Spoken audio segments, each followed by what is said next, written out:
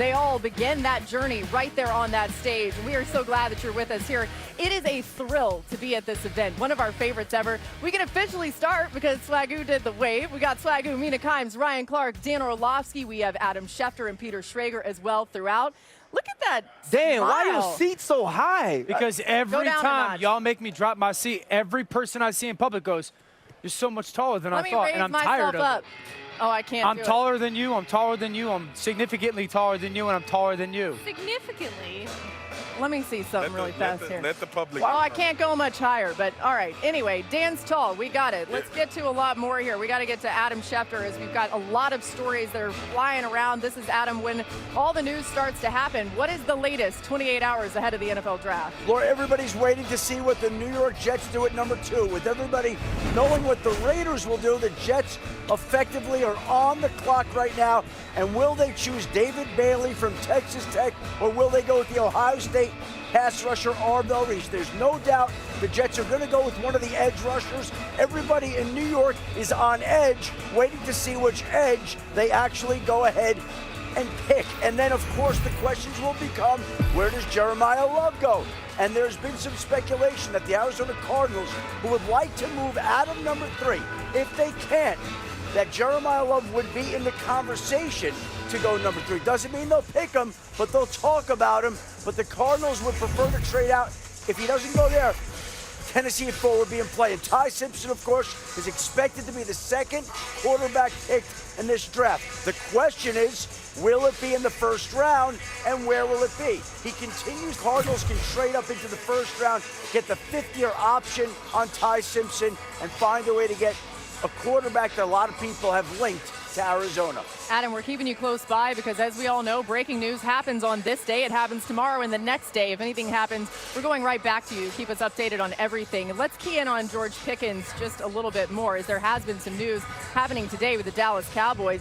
He had a career year across the board in his first season in Dallas, right? Then in February, the Cowboys announced he would be placed on the non-exclusive franchise tag with a July deadline to sign a long-term deal. But earlier today, Dallas announced no long-term deal will be happening. Listen to this. We've made a decision that we're going to have George play under the franchise tag, which won't be a first for us. So there won't be negotiations on a long-term deal. But you know, that's certainly not a first for this organization, and certainly won't be a first in the league. Let's start with the fact it's not easy. You know, having 2 receivers being paid top of the market. I mean, that's obviously a stretch, especially when you have other great players on your team. A quarterback that's been here being the highest paid player in this league for many years now. The other thing is the newness of George being here. And I think George has just done an amazing job. I mean, he's exceeded all expectations. I think anybody, or we wouldn't have gotten him for a 3rd-round pick. Okay, so that was one part of the press conference there in Dallas today as we welcome in Jeff Darlington. You were covering all of it, and it was kind of wild and crazy. What was going on out there, Jeff?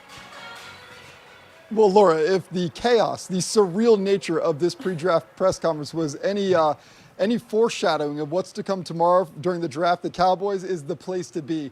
That happened in the 34th minute, what you heard there from Stephen Jones of this pre-draft press conference, talking about the fact that they will not negotiate with George Pickens and they will have him play on the tag.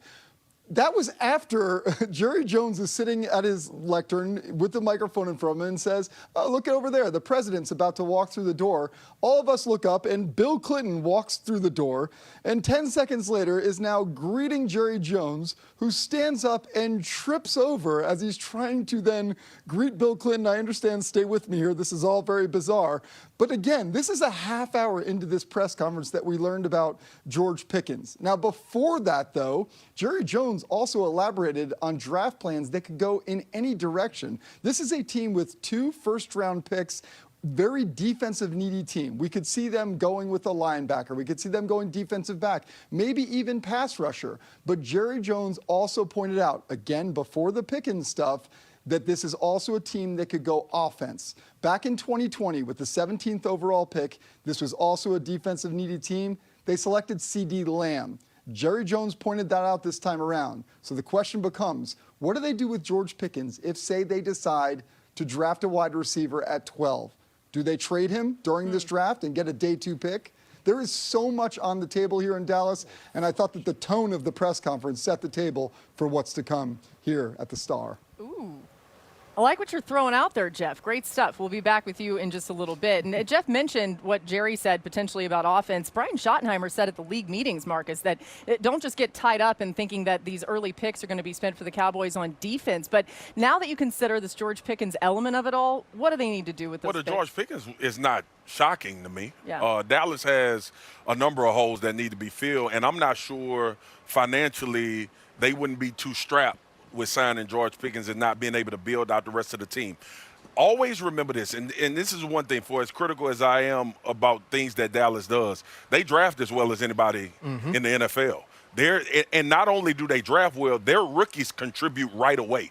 Now, they stick to a lot of line of scrimmage positions, a lot of places where guys can come in and be a factor, but even with CD, and having success with him as a wide receiver. I remember when they got Dez Bryant when I was in Dallas, and everybody was like, whoa, Dez Bryant became the #1 wide receiver. I don't think it would be crazy if Dallas went wide receiver in this draft. Not at all. And use for more capital if somebody wanted George Pickens that bad. It just would not be shocking to me. So when you think about what Steven said, I think that actually shows organizational competency.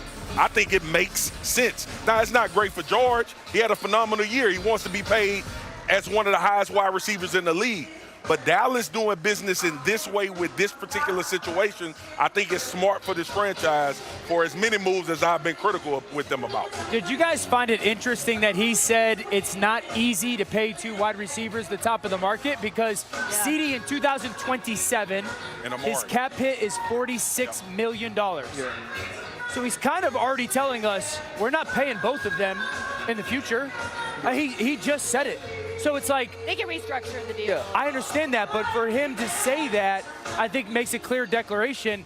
And then it makes me think, okay, what wide receiver has to be available at 12 for them to take that player?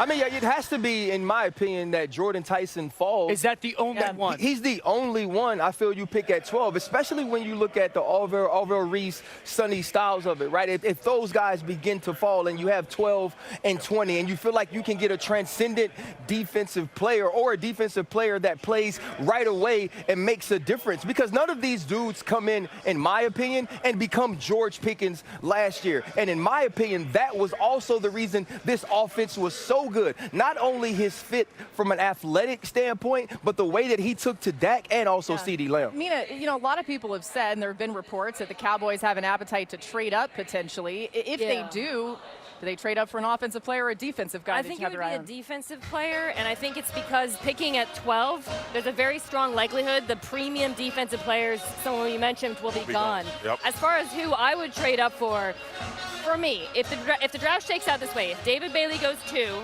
if the Arizona Cardinals take Jeremiah Love, and the Giants take Downs or Styles, and Arvell Reese starts falling, I really seriously consider picking up the phone and calling Cleveland at 6, who we know has an appetite to come down, because I think he fits not just the need, but also his upside is so tantalizing for this team. So, if let's say the Cowboys were to get Arvell Reese, the comp everyone's going to make is Micah Parsons, right? But I actually think their new defensive coordinator, Christian Barker, coming from Philadelphia, switching to the 3-4, Zach Bond, how they used him in Philadelphia, I think is how I would. So you would say trade up and play him off ball? Play them both. Yeah.